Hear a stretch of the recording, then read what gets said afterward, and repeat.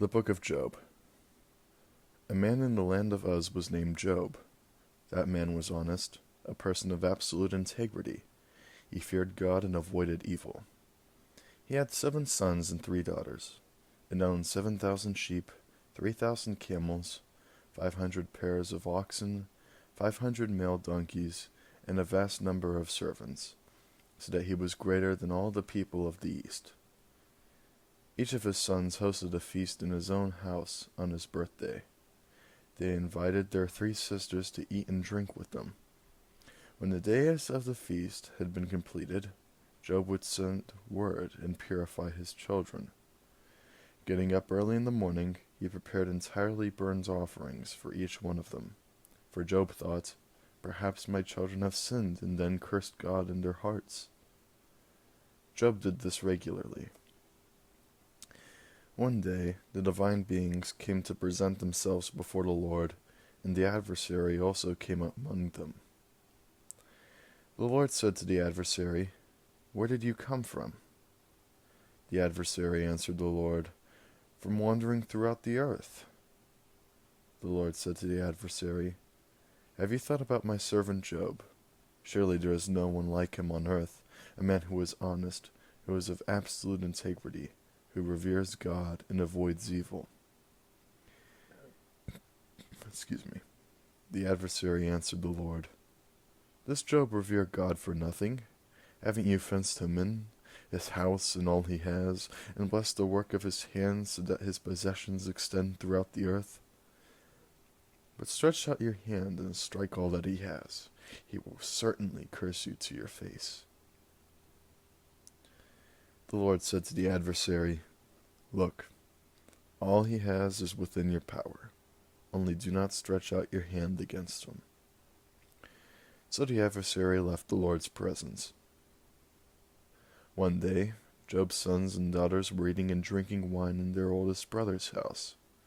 A messenger came to Job and said, "The oxen were plowing and the donkeys were grazing nearby when the Sabaeans took them and killed the young men with swords. I alone escaped to tell you."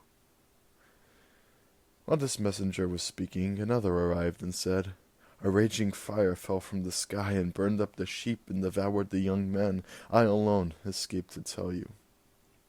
While this messenger was speaking, another arrived and said, "Chaldeans set up 3 companies, raided the camels and took them, killing the young men with swords. I alone escaped to tell you." While this messenger was speaking, another arrived and said, "Your sons and your daughters were eating and drinking wine in their oldest brother's house when a strong wind came from the desert and struck the 4 corners of the house. It fell upon the young people, and they died. I alone escaped to tell you." Job arose, tore his clothes, shaved his head, fell to the ground, and worshipped. He said, "Naked I came from my mother's womb. Naked I will return there. The Lord has given, the Lord has taken. Bless the Lord's name." In all this, Job didn't sin or blame God.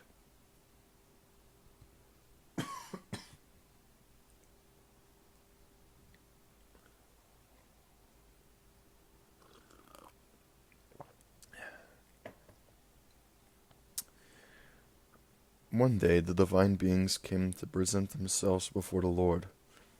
The adversary also came among them to present himself before the Lord. The Lord said to the adversary, "Where have you come from?" The adversary answered the Lord, "From wandering throughout the earth." The Lord said to the adversary, "Have you thought about my servant Job? For there is no one like him on earth, a man who is honest, who is of absolute integrity, who reveres God and avoids evil. He still holds on to his integrity, even though you incited me to ruin him for no reason." The adversary responded to the Lord, "Skin for skin. People will give up everything they have in exchange for their lives. But stretch out your hand and strike his bones and flesh. Then he will definitely curse you to your face." The Lord answered the adversary, "There he is, within your power. Only preserve his life." The adversary departed from the Lord's presence and struck Job with severe sores from the sole of his foot to the top of his head. Job took a piece of broken pottery to scratch himself and sat down on a mound of ashes. Job's wife said to him, "Are you still clinging to your integrity? Curse God and die." Job said to her, "You're talking like a foolish woman. Will we receive good from God, but not also receive bad?" In all of this, Job didn't sin with his lips. When Job's 3 friends heard about all this disaster that had happened to him, they came, each one from his home: Eliphaz from Teman, Bildad from Shua, and Zophar from Naamah. They agreed to come so they can console and comfort him. When they looked up from a distance and didn't recognize him, they wept loudly. Each one tore his garments and scattered dust above his head towards the sky. They sat with Job on the ground 7 days and 7 nights, not speaking a word to him, for they saw he was in excruciating pain.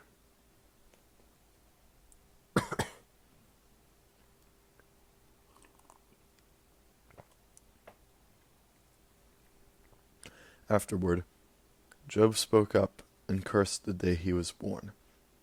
Job said, "Perish the day I was born, the night someone said, 'A boy has been conceived.' That day, let it be darkness. May God above ignore it, and light not shine on it. May deepest darkness claim it, and a cloud linger over it.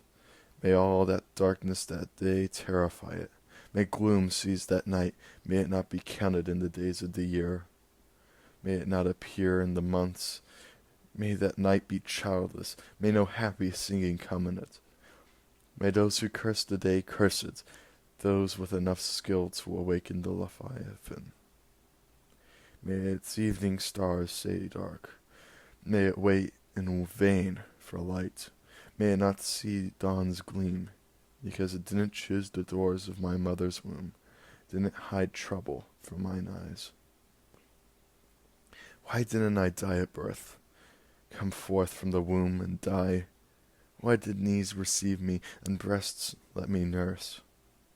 For now I would be lying down quietly, I'd sleep, rest would be mine, with kings and earth's advisers who rebuild ruins for themselves, or with princes who have gold, who filled their houses with silver. Or why wasn't I like a buried, miscarried infant, like babies who never see light? There the wicked rage no more, there the weak rest. Prisoners are entirely at ease, they don't hear a boss's voice. Both small and great are there, a servant is free from his masters.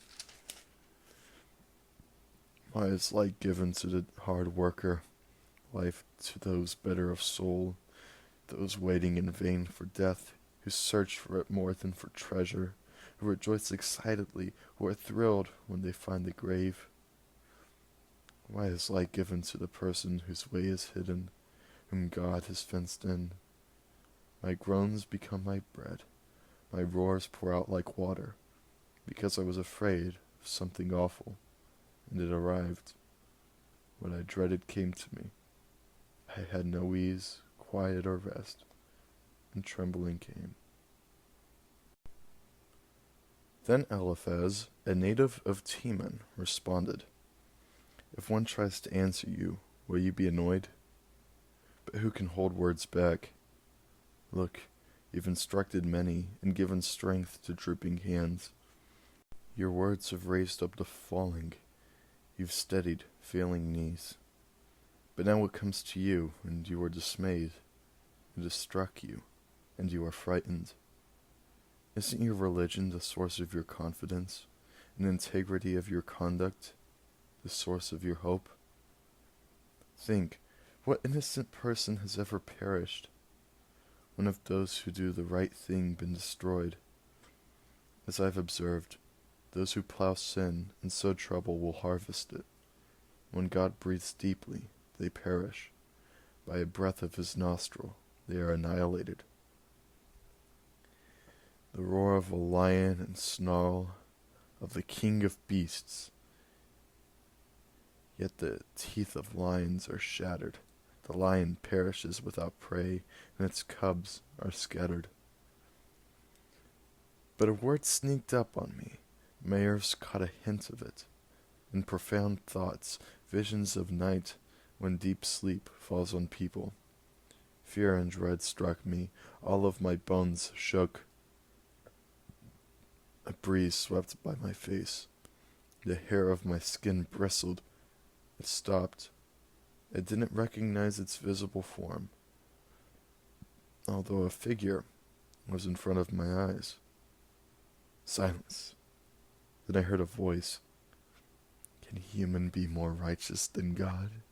A person more pure than their Maker? If he doesn't trust his servants and levels a charge against his messengers, how much less those who dwell in houses of clay, whose foundations are in dust, who are crushed like a moth. They are smashed between morning and evening. They perish forever, without anyone knowing. Isn't their tent cord pulled up? They die without wisdom. Call out, will anyone answer you? To which Holy One will you turn? Surely anger can kill the foolish, fury can kill the simple. I've seen the foolish take root and promptly curse their house. Their children are far from safety, crushed in the gate without a deliverer. The hungry devour their crops. It's taken even from the thorns, and the thirsty pant after their yield. Surely trouble doesn't come from dust, nor does distress sprout from the ground. Surely humans are born to distress, just as sparks rise up. But I would seek God, put my case to God, who does great things beyond comprehension, wonderful things without number, who provides rain over the earth's surface, sends water to the open country, exalts the lowly, raises mourners to victory, who frustrates the schemes of the clever so that their hands achieve no success, trapping the wise in their cleverness so that the plans of the devious don't succeed. They encounter darkness during the day, and at noon they fumble as at night. Yet he rescues the orphan from the sword of their mouth, the needy from the grip of the strong, so the poor have hope, and violence shuts its mouth. Look, happy is the person whom God corrects, so don't reject the Almighty's instruction. He injures, but he binds up. He strikes, but his hands heal. From 6 adversities he will deliver you. From 7 harm won't touch you. In famine he will ransom you from death. In war, from the power of the sword. You will be hidden from the tongue's sting, and you won't fear destruction when it comes. You will laugh at destruction and hunger. You won't be afraid of wild beasts, for you will make an agreement with the stones of the field, and the beasts of the field will be at peace with you. You will know that your tent is secure. You will examine your home and miss nothing. You will know that you will have many children. Your offspring will be like the grass of the earth. You will come to your grave in old age, as bundles of grain stacked up at harvest time. Look, we've searched this out, and so it is. Listen and find out for yourself. Job responded, Oh, that my grief were actually weighed, all of it were lifted up in scales, for now it's heavier than the sands of the sea. Therefore my words are rash. The Almighty's arrows are in me. My spirit drinks their poison, and God's terrors are arrayed against me. Does a donkey bray over grass, or an ox bellow over its fodder? Is tasteless food eaten without salt, or does egg white have taste? I refuse to touch them. They resemble food for the sick. Oh, that what I requested would come, and God grant my hope, that God be willing to crush me, release his hand and cut me off. I'd still take comfort, relieved even though in persistent pain, for I've not denied the words of the Holy One. What is my strength that I should hope, my end, that my life should drag on? Is my strength that of rocks, my flesh bronze? I don't have a helper for myself. Success has been taken from me. Are friends loyal to the one who despairs, or do they stop fearing the Almighty? My companions are treacherous, like a stream in the desert, like channels that overrun their stream beds, like those darkened by thawing ice, in which snow is obscured, but that stop flowing in dry times and vanish from their channels in heat. Caravans turn aside from their paths, they go up into untamed areas and perish. Caravans from Tima look, merchants from Sheba hope for it. They are ashamed that they trusted, they arrived and are dismayed. That's what you were like. You see something awful and are afraid. Have I said, give me something, offer a bribe from your wealth for me, rescue me from the hand of my enemy, ransom me from the grip of the ruthless. Instruct me and I'll be quiet. Inform me how I've erred. How painful are truthful words, but what do your condemnations accomplish? Do you intend to correct my words, to treat the words of a hopeless man as wind? Would you even gamble over an orphan, barter away your friend? Now look at me. Would I lie to your face? Turn, don't be faithless. Turn now, I am righteous. Is there wrong on my tongue, or can my mouth not recognize disaster? Isn't slavery everyone's condition on earth? Are days like those of a hired worker? Like a slave we pant for a shadow, await our task like a hired worker. So I have inherited months of emptiness, nights of toil have been measured out for me. If I lie down and think, when will I get up? Night drags on, and restless thoughts fill me until dawn. My flesh is covered with worms and crusted earth, my skin hardens and oozes. My days are swifter than a weaver's shuttle, they reach their end without hope. Remember that my life is wind, my eyes won't see pleasure again. The eye that sees me now will no longer look on me, your eyes will be on me, and I won't exist. The cloud breaks apart and moves on, like the one who descends to the grave and won't rise, won't return home again, won't be recognized in town anymore. But I won't keep quiet. I must speak in the adversity of my spirit, groan in the bitterness of my life. Am I sea or the sea monster? Do you place me under guard? If I say, my couch will comfort me, my bed will diminish my murmuring. You scare me with dreams, frighten me with visions. Would I choose strangling and death instead of my bones? I reject life. I don't want to live long. Leave me alone. My days are empty. What are human beings that you exalt them, that you take note of them, visit them each morning, test them every moment? Why not look away from me? Let me alone until I swallow my spit. If I sinned, what did I do to you, guardian of the people? Why have you made me your target so that I am a burden to myself? Why not forgive my sin? Overlook my iniquity. Then I would lie down in the dust. You would search hard for me, and I would not exist.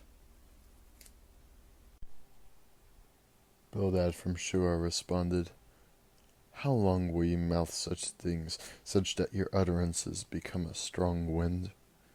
Does God pervert justice, or does the Almighty distort what is right? If your children sinned against him, then he delivered them into the power of their rebellion. If you will search eagerly for God, plead with the Almighty. If you are pure and do the right thing, then surely he will become active on your behalf and reward your innocent dwelling. Although your former state was ordinary, your future will be extraordinary.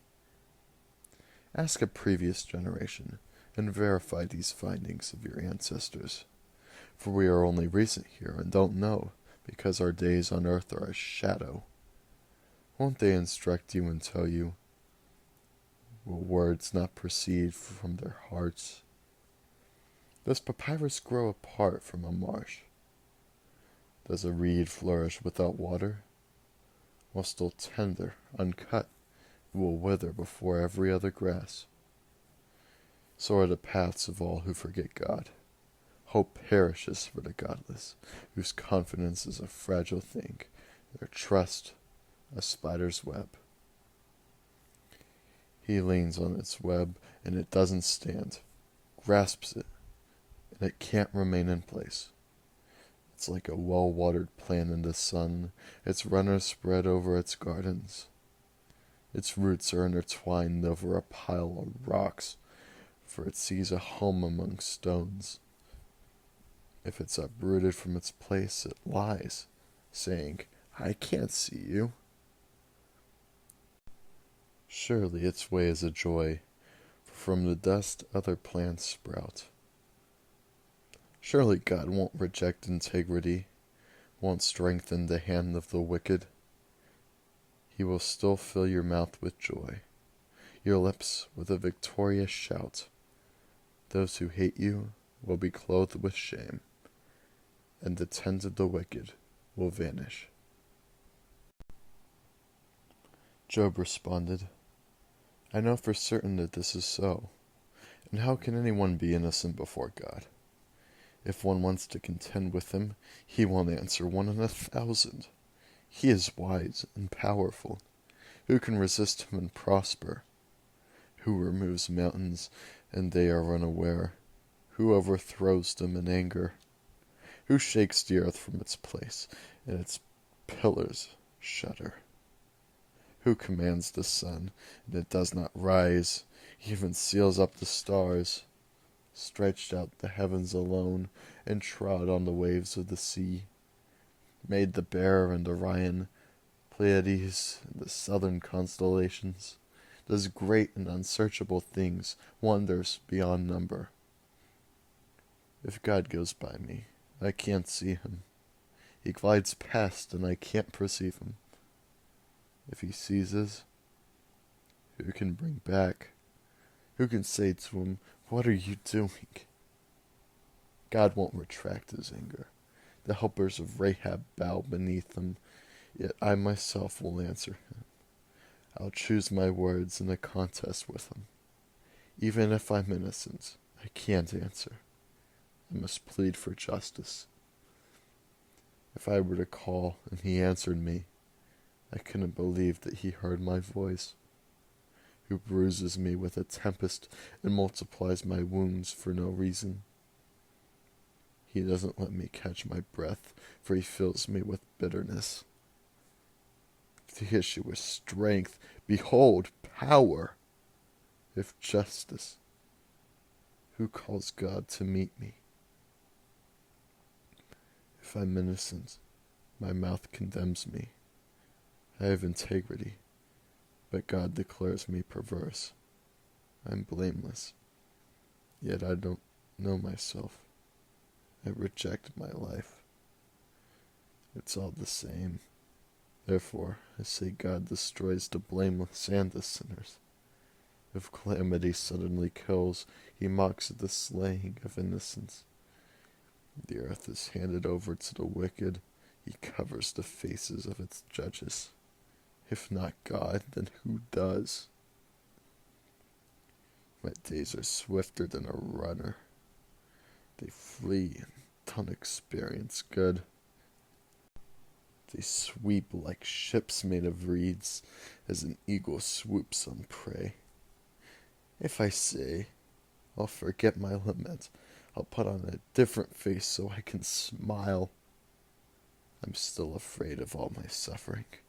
I know that you won't declare me innocent. I myself am thought guilty. Why have I tried so hard in vain? If I wash myself with snow, purify my hands with soap, then you'll hurl me into a slimy pit, so that my clothes detest me. God is not a man like me, someone I could answer, so that we could come together in court. Oh, that there were a mediator between us. He would lay his hand on both of us, remove his rod from me, so his fury wouldn't frighten me.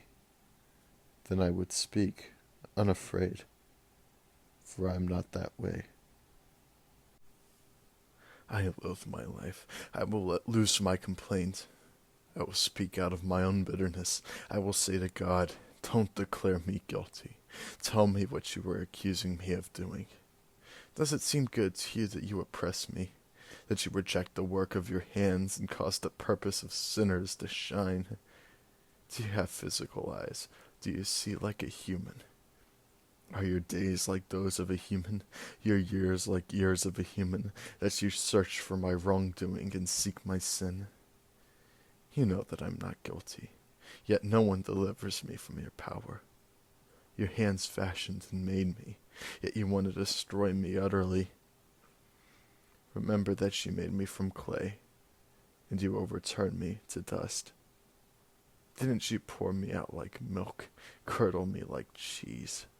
You clothed me with skin and flesh, wove me from bones and sinews. Life and kindness you gave me, and you oversaw and preserved my breath. These things you hid in your heart. I know this is the case with you. If I sin and you observe me, you won't consider me innocent of wrongdoing. If I were guilty, doomed to me, I'm innocent, but can't lift my head, full of shame and facing my misery. I could boast like a lion, and you would hunt me. You would do awesome things to me again. You continue to send your witnesses against me, and increase your anger towards me, a swift army against me. Why did you let me emerge from the womb? I wish I had died without any eyes seeing me. Then I would be just as if I hadn't existed, taken from the belly to the grave. Aren't my days coming to an end? Look away from me, so I can brighten up a little before I go and don't return to a land of deepest darkness, a land whose light is like gloom, utter darkness and confusion, such that light shines like gloom. Zophar from Naamah responded, Should all these words go unanswered, or a wordy man be justified? Will your idle talk silence everyone? Will you mock and not be put to shame? You've said, my teaching is pure, and I'm clean in God's eyes. But oh, that God would speak, open his lips against you, and tell you secrets of wisdom, for sound insight has two sides.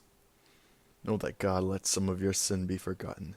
Can you find the secret of God, or find the extent of the Almighty? They are higher than the heavens. What can you do? Deeper than the underworld. What can you know? Its measurement is longer than the earth and broader than the sea. If God passes by, imprisons someone, and calls a trial, who can stop him? He knows worthless people, sees sin, and certainly takes note. A stupid person becomes intelligent when a wild ass of a person is born tame. If you make your mind resolute and spread your palms to him, if you throw out the sin in your hands and don't let injustice dwell in your tents, then you will lift up your face without blemish. You will be secure and not fear. You will forget trouble. You will remember it as water that flows past. A lifespan will rise brighter than noon. Darkness will be like morning. You will be secure, for there is hope. You will look around and rest safely. You will lie down without anyone to scare you. Many will beg for your favor. The eyes of the wicked will grow faint. Flight has vanished from them. Their hope is a dying gasp. Job responded, Surely you are the people, and wisdom will die with you. I am also intelligent. I'm not inferior to you. Who isn't like these people? I'm a joke to friends who call to God, and he answered, The innocent and blameless one is a joke, a torch of contempt to one who is idle, a fixed point for slipping feet. Raiders' tents are prosperous, and God's provokers secure, who carry God in their hands. But ask Behemoth, and he will teach you, the birds in the sky, and they will tell you, or talk to earth, and it will teach you. The fish of the sea will recount it to you. Among all these, who hasn't known that the Lord's hand did this? In whose grasp is the life of everything, the breath of every person? Doesn't the ear test words, and the palate taste food? In old age is wisdom, understanding in a long life. With him are wisdom and power, counsel and understanding are his. If he tears down, it can't be rebuilt. If he ties a person up, he can't be set free. If he restricts water, they have drought. If he lets it loose, it overturns the land. With him are might and success. The deceiver and the deceived are his.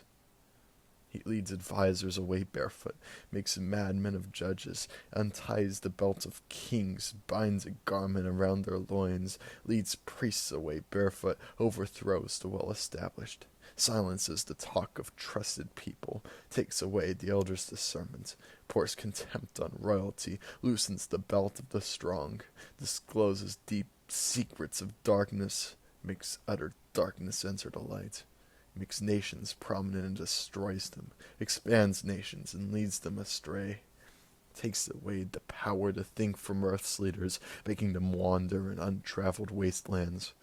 They feel their way in the dark without light. He makes them stumble like drunkards. Look, my eye has seen it all. My ear has heard and understood it. Just as you know, I also know. I'm not inferior to you. But I want to speak to the Almighty. I would gladly present my case to God. You, however, are plasterers of lies, ineffective healers, all of you. Would that you were completely quiet. That would be your wisdom. Hear my teaching, and pay attention to the arguments of my lips. Will you speak injustice for God? Speak deceit on his behalf. Will you be partial or contend for God?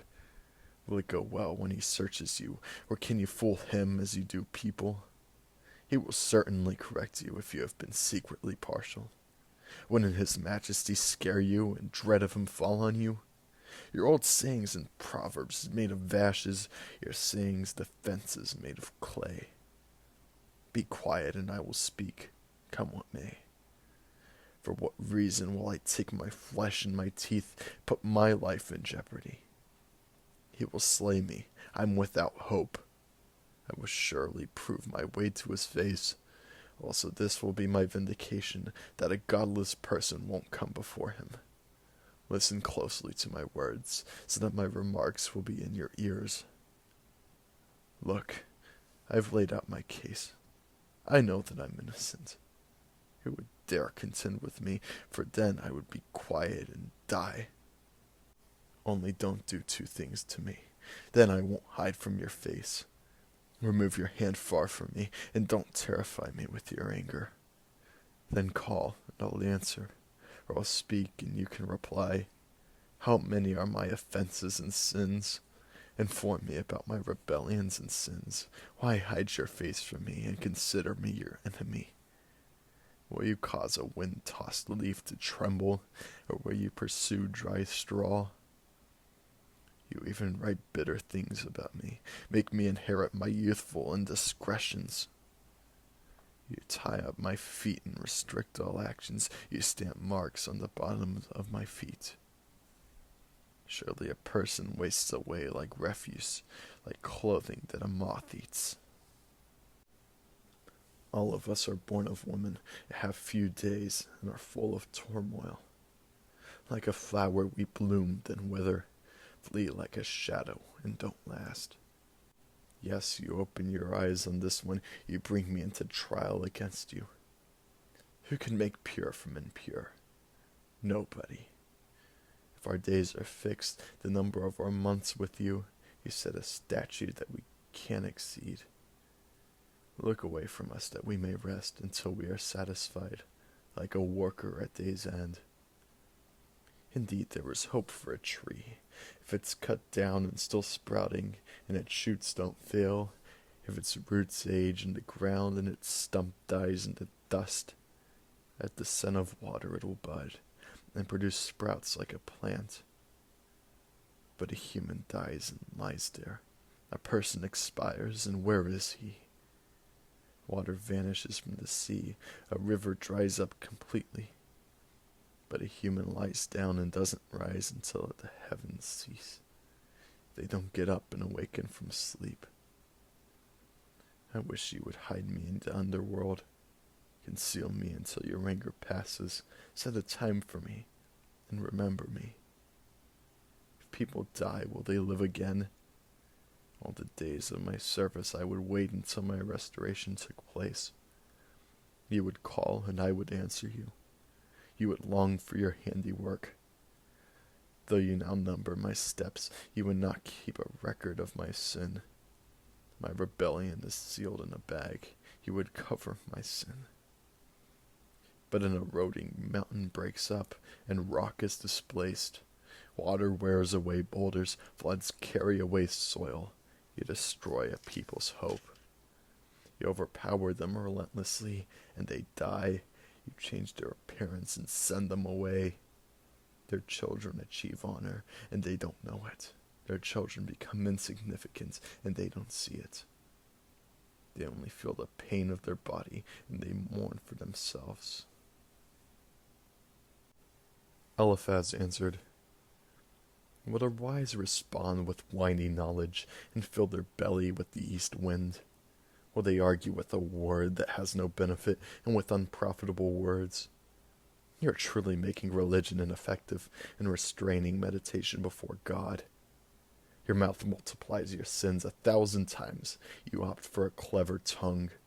Your mouth condemns you, not I. Your lips argue against you. Were you born the first Adam, brought forth before the hills? Did you listen in God's counsel? Is wisdom limited to you? What do you know that we don't know? What do you understand that isn't among us? But the gray-beard and the aged are with us, those much older than your father. Are God's comforts not enough for you, a word spoken gently with you? Why has your mind seized you? Why have your eyes flashed, so that you return your breath to God and utter such words from your mouth? What are humans that they might be pure, and those born of woman that they might be innocent? If he doesn't trust his holy ones, and the heavens aren't pure in his eyes, how much less are those who are abominable and corrupt, for they drink sin like water. Listen to me, I will argue with you. What I've seen I will declare to you. What the wise have told and have not concealed from their family, to whom alone the earth was given, and no stranger passed in their midst. All the days of the wicked are painful, the number of years reserved for the hateful. A sound of terror pierces their ears when safe riders overtake them. They can't count on turning away from darkness. They are destined for a sword. They wander about for bread. Where is it? They know that their day of darkness is fixed. Adversity and stress scare them, master them like a king ready to strike. For they raise a fist against God and try to overpower the Almighty. They run toward him aggressively with a massive and strong shield. They cover their face with grease and make their loins gross.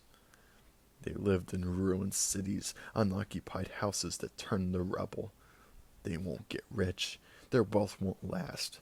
Their property won't extend over the earth. They can't turn away from darkness. A flame will dry out their shoots. They will be taken away by the wind from its mouth. They shouldn't trust in what has no worth, for their reward will be worthless. Before their branches formed, before it is green like the vine, they will drop early grapes and cast off their blossoms like the olive. The ruthless gang is barren, and fire consumes the tents of bribers. They conceive toil and give birth to sorrow. Their belly establishes deceit.